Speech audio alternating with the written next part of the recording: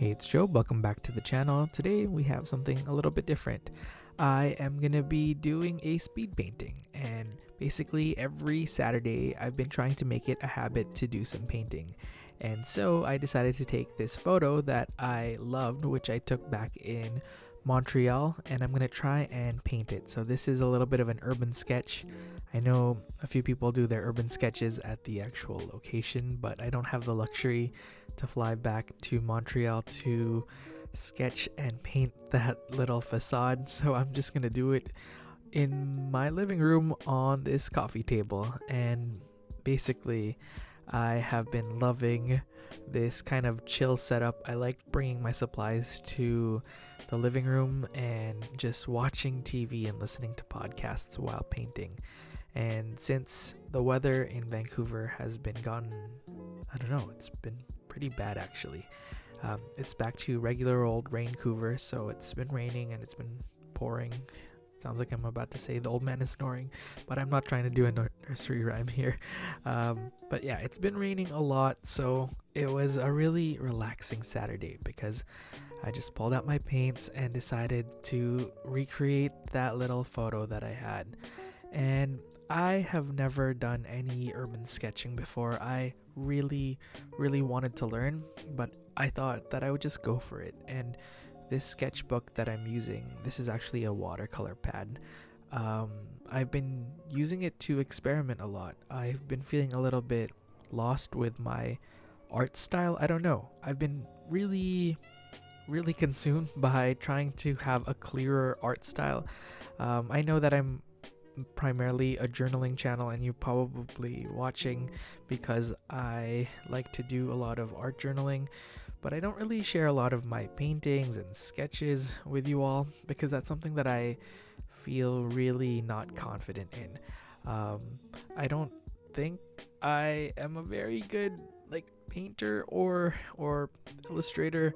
I'm learning. I didn't really learn how to do art in school. Basically, when I was in high school, I didn't take any art classes. I really enjoyed it, but I didn't take any formal art classes, and in university I didn't do any art classes as well. So the world of design and journaling and art and making stickers, graphic design, lettering, all of that, it kind of just happened in my early to mid 20s, which is kind of ridiculous because I know a lot of people think that I've been journaling or art journaling for quite a while now, but it's still pretty recent. It's just I guess in the most, probably 5 years in the most. So what was I saying? In the past 5 years I picked up this hobby, and it's been amazing. I feel more free, I guess, to express myself. I've always used fashion as a way to express myself, but as of late it's been drawing and painting. And a lot of people in my real life, the people that I know, that I interact with on I was gonna say physical way, that's not what I meant, on a day-to-day basis, don't actually know that I do this kind of stuff. So it's a little bit interesting. It's like I live a double life. I have this online world where I post journaling videos and whatnot, but yeah, some people don't even know that I paint or art journal. So that's really interesting.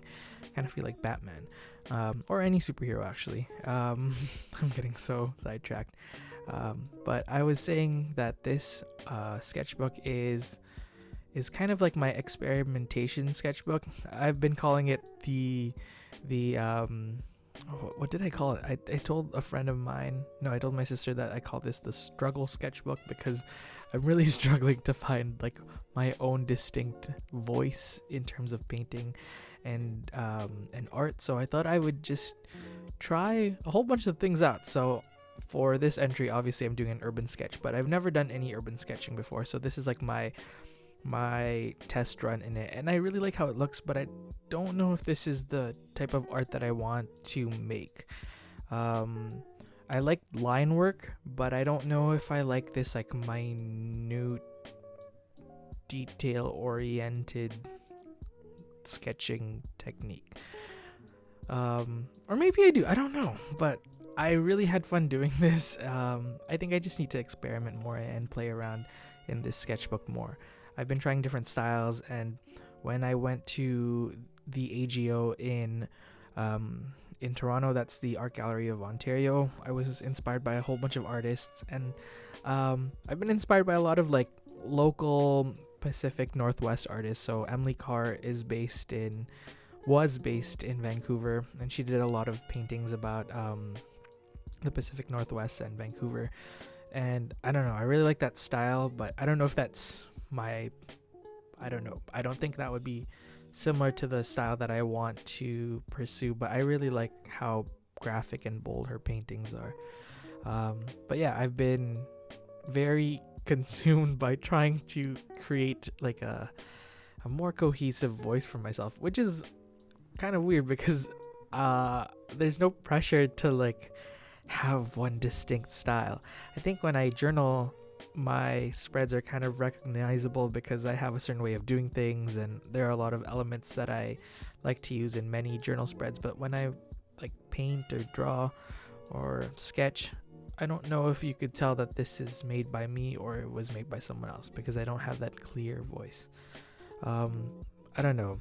Maybe should be something that I'm not even worrying, or I shouldn't be worrying about, because I mean, I'm not a full-time artist, and this is not dependent on my livelihood. But I don't know, I just want to have like a more clear way of drawing things and illustrating things.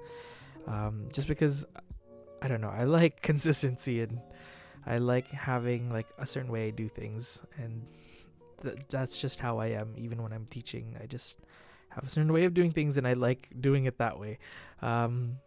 But maybe art shouldn't be looked at that way. I mean, I think art is open to change and how you change. So I guess I'm just contradicting myself. See, I don't really know what I'm saying at this point. I'm a little bit loopy.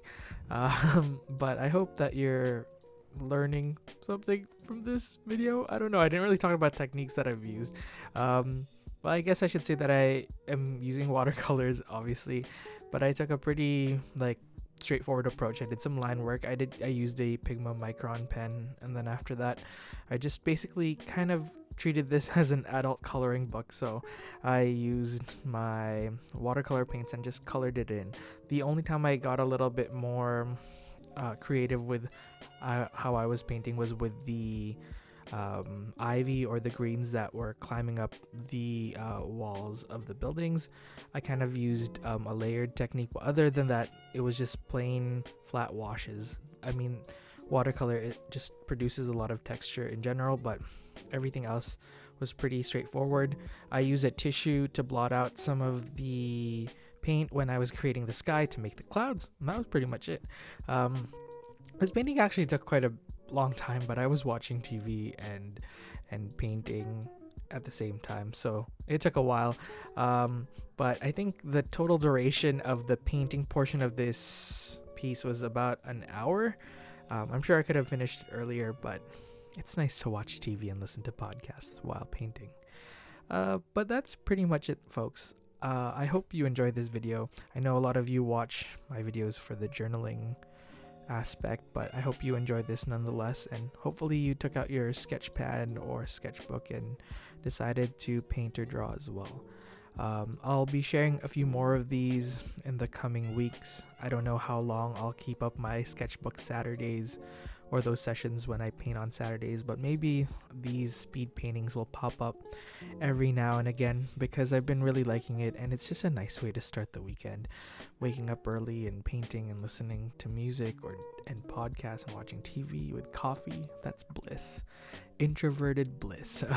But thank you so much for watching, and I will see you all next time. Take care, everyone.